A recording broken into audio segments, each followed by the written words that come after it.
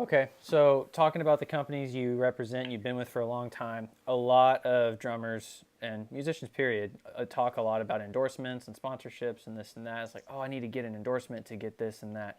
What would your Mhm. takeaway be or what would your advice be for a drummer who's coming up and playing in a band when he's trying Yeah, to do endorsements or the kind of gear he's playing? What would your advice be with that? yeah. Well, just play the gear you want to play that you ultimately want to have a sponsorship with. You know what I mean? Just like start playing that. Play the gear that you love playing, and don't be a hopper.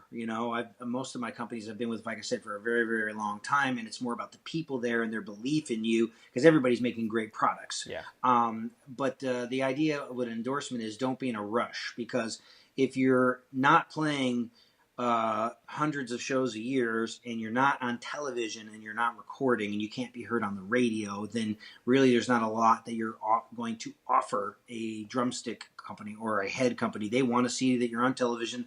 They want to hear that you're on the radio. They want to see that your band is playing to big crowds so they can see that Sabian logo, right? And so they can right. see that Remo logo on the front of the head or the DW logo. It's a partnership where you are providing grassroots marketing Yeah, for a mega brand, and they want to know that that product is being seen and heard. And obviously if you're an educator, that's going to also help. So for me, all my companies believe in me as a recording artist, as a touring artist, and as an educator. Now you might be able to get endorsements doing one of those three things. um, in my experience, educational endorsements are not as handsome as like a player, sure. because I mean, I'm an environmentalist, but I kill trees. I mean, we're talking hundreds of pairs of sticks a Yeah, year, and we're not even crazy about. Some people change heads like every show. I change snare drum heads every third show. We change tom heads every other weekend, and we change the bass drum head every 3 to 6 months. And then yeah, that still adds up, and it is a beautiful relationship when you're going on a mega tour, and if you have to add up the cost of all those drum heads and you're coming out of your own pocket, it gets to be especially if you're a sideman, it's going to really eat into your profits. So a yeah, great endorsement is a wonderful thing to have. The best thing you could do is, like I said, to be impatient.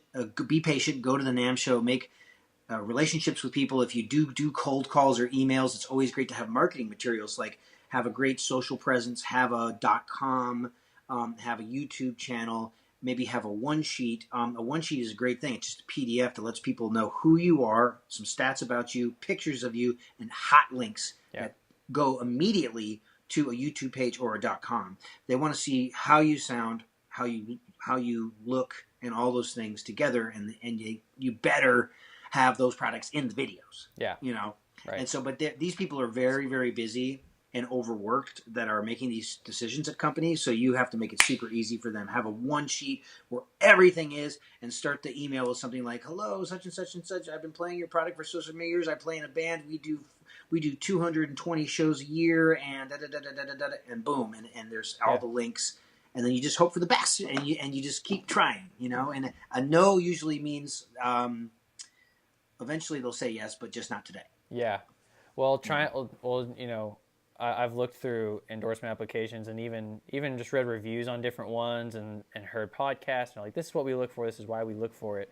Yeah. When drummers are talking about wanting to do that or even just perfect their craft and get to the level that say you're at, what advice would you give as far as practicing warm ups, what to work on? What's a general summary that you would say with that?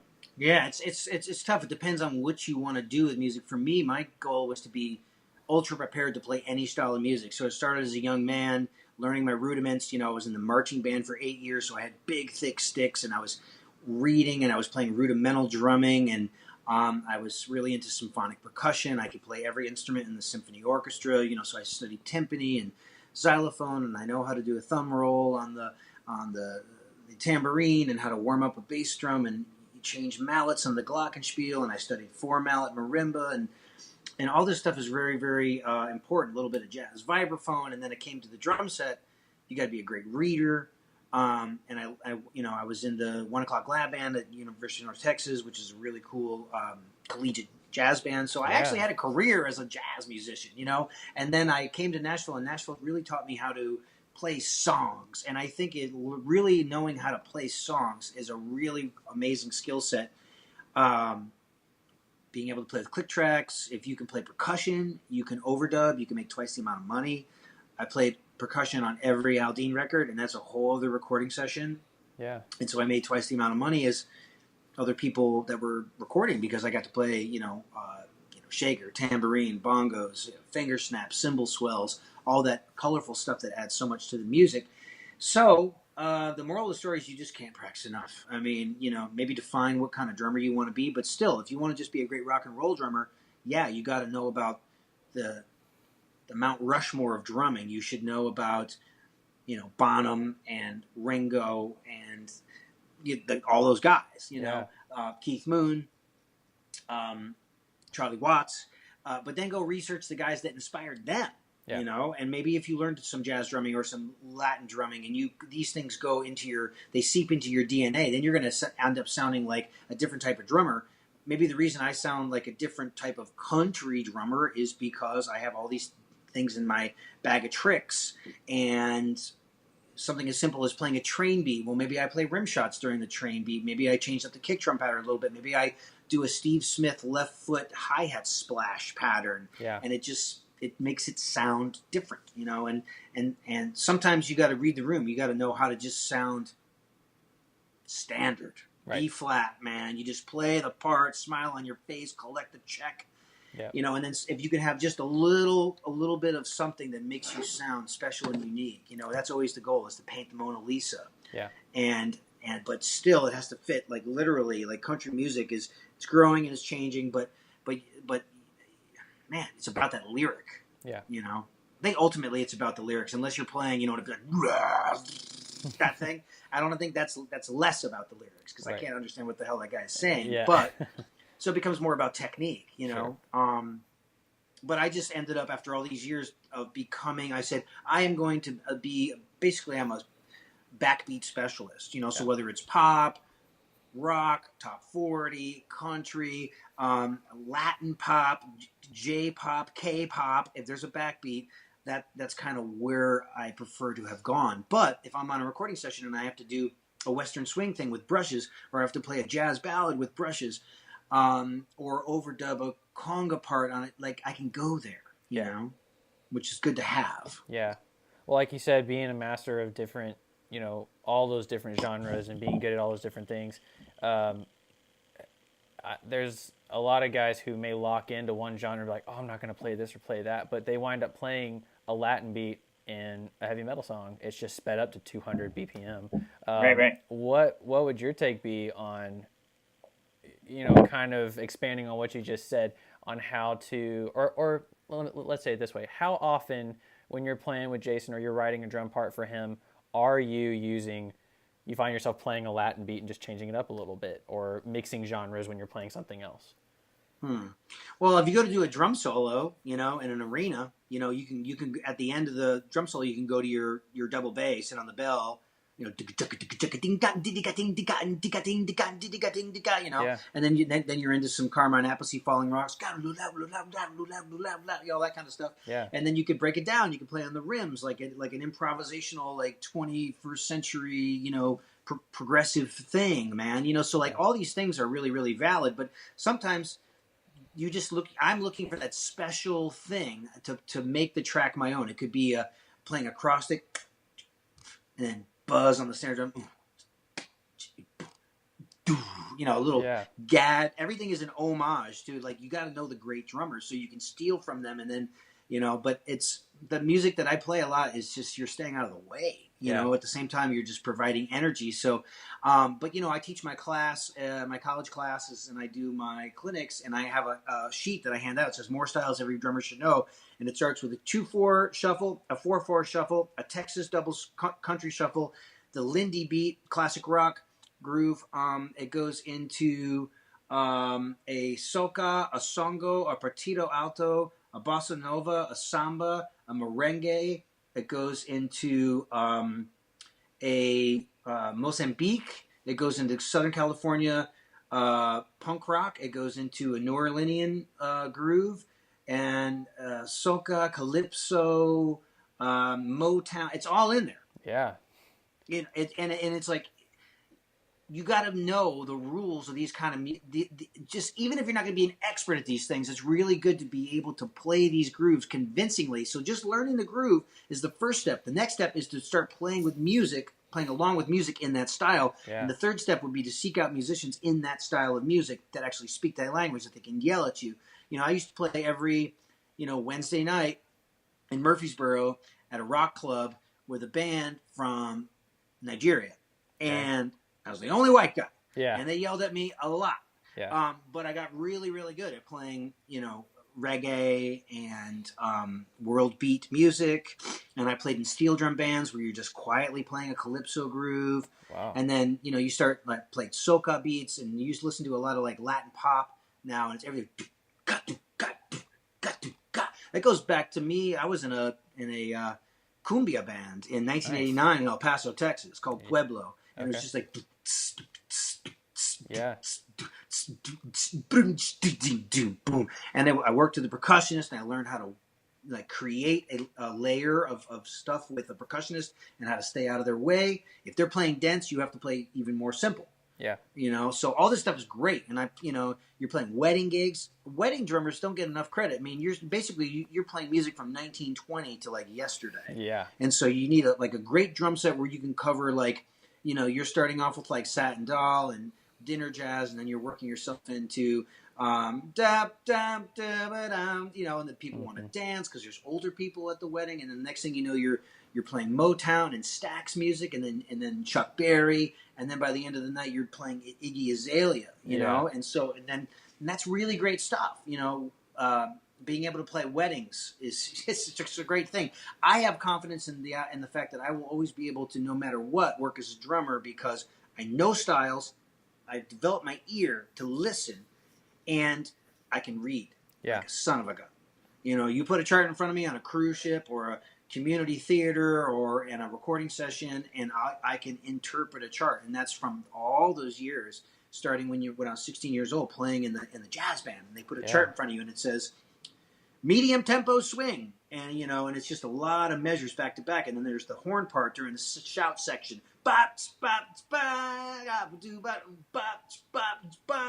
and then as long as you know how to read rhythms, you can, from that skill set, I'm able to basically almost hear a lot of the songs I record every day in Nashville. They're simple enough where I can almost in real time make a chart.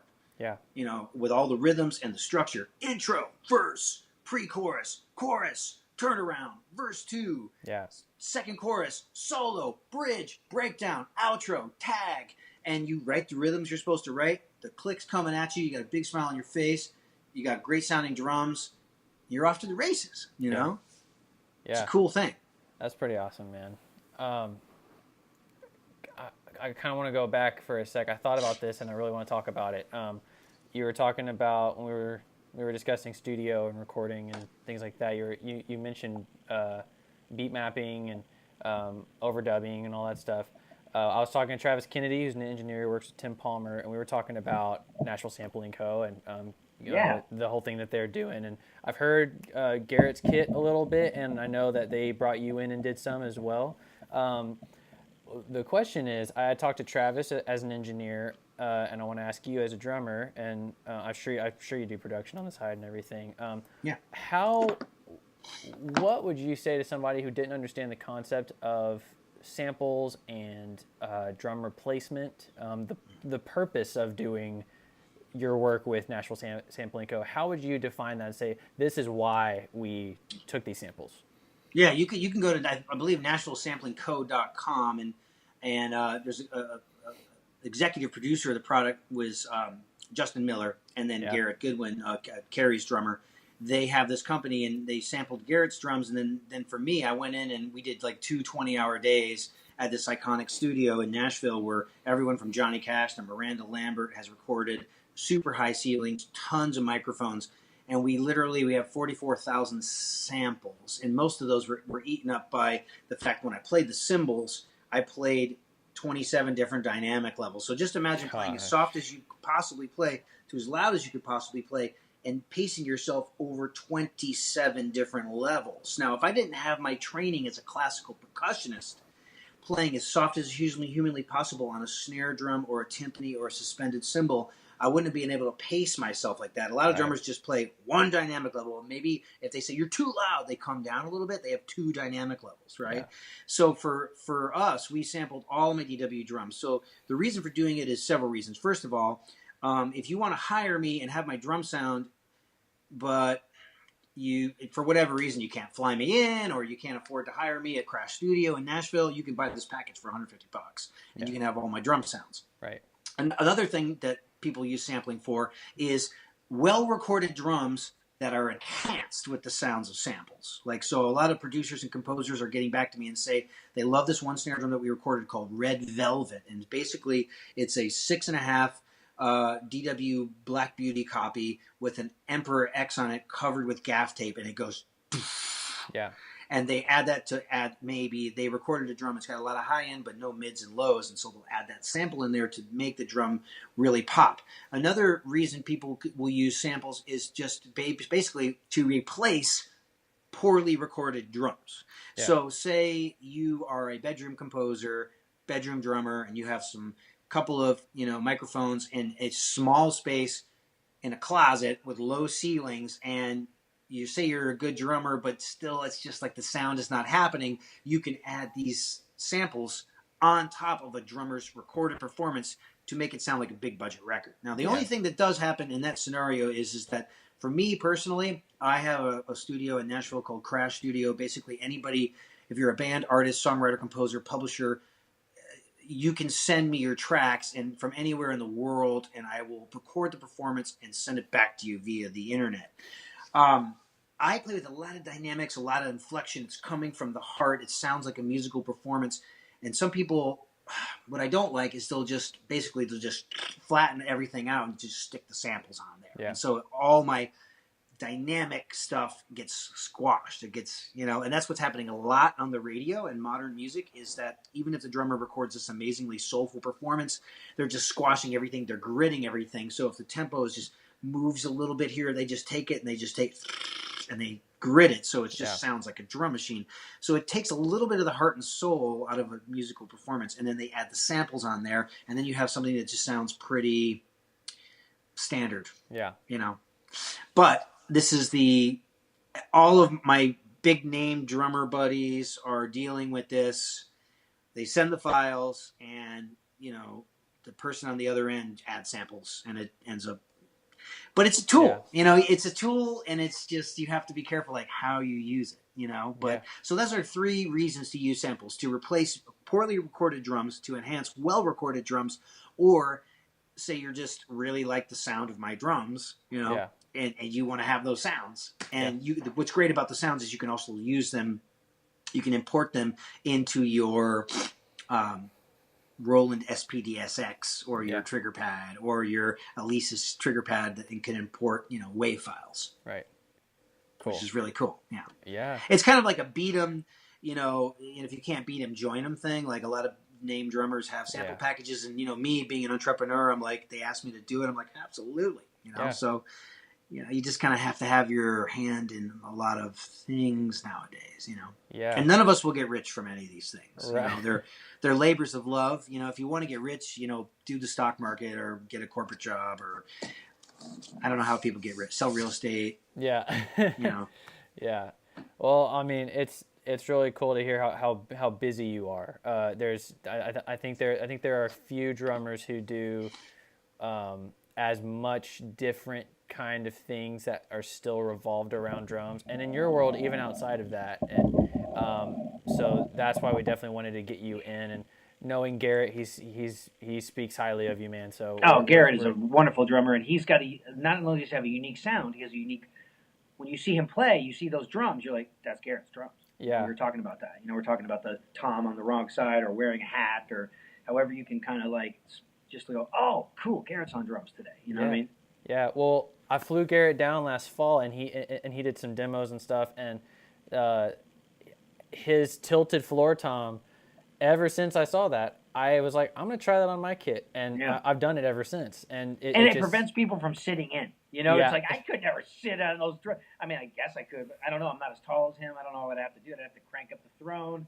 Yeah. I don't know how that works, but yeah. And we want to try to maybe get me down to Austin, right? Because I did a clinic at the 1-to-1 bar For for Tommy's? Okay. Yeah. Yeah. So maybe we do a more intimate thing with you. I do things where there's like fewer people. I call them drum intensives, and there's like Cool. 6 to 10 people. Yeah. And in the morning we start with rudiments, and then we work our way into reading, and then we work our way into styles and coordination, and then song charting, and then by the end of the session, everybody has to transcribe a song and play along to that song in front of their peers. So it's almost like a final exam. Yeah. Wow. And it's one day. It's 7 hours, and we break for lunch. And hopefully at the end of that experience, you've had an incredible experience. You've learned a lot. You go home with take-home materials. There's door prizes, and then you make awesome, friendships and relationships that will last a lifetime. A lot of the drummers that I've taught at these camps they're keeping in touch with each other. They're championing each other. They're recommending each other for jobs. It's a cool community. Yeah. Yeah. And that's what DrumChats is about, is connecting everybody and just making friends, and feeding off each other and referring everybody. So yeah.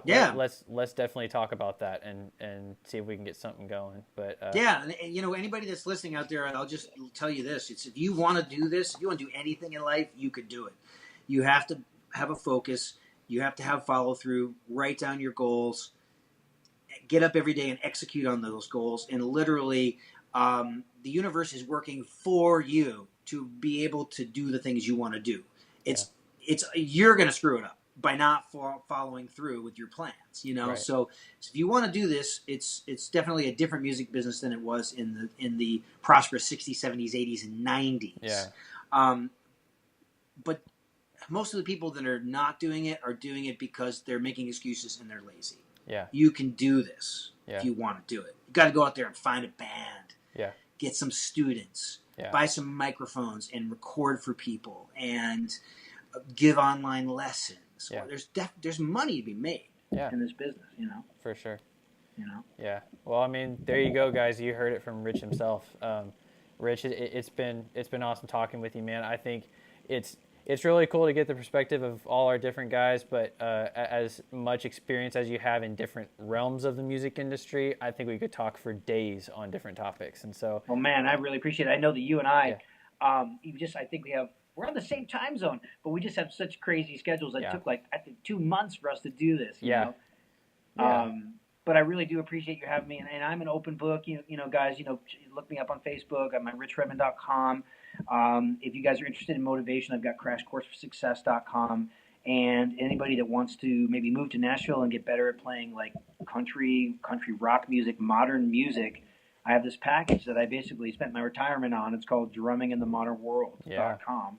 And it's 120 high definition movies and performances and advice about how to get more connected in the music business. Yeah, I mean, gosh, that's exactly it. Having as much content readily available for everybody. So yeah, guys, all those links that Rich just mentioned, all those areas, and of course we'll have his stuff on drumchats.com, on Instagram and Facebook. And Rich, we're gonna have to talk again in a little while, man, and just keep you in the loop. We're gonna keep up to date with what you're doing, and also I think you mentioned it, but if you haven't seen Rich's episodes on YouTube where he's interviewing guys and talking drums, what's it called, Rich? Oh yeah, I have a podcast, 14 episodes. It's called Pick Rich's Brain. There you go. And it's available for you to consume. And it's not just drummers. Literally, I'm interviewing authors, creatives, producers, songwriters, anyone that's successful. It's all things music, motivation, and success. And you can get it you can download it to your device on iTunes, Google Play, Stitcher. The videos on YouTube, and then the audio also at richredmond.com/podcasts. What else? Oh, if you guys can follow me on Instagram, Rich Redmond, REDMOND. Literally, I post twice a day, quality content to help you in your music career. Cool.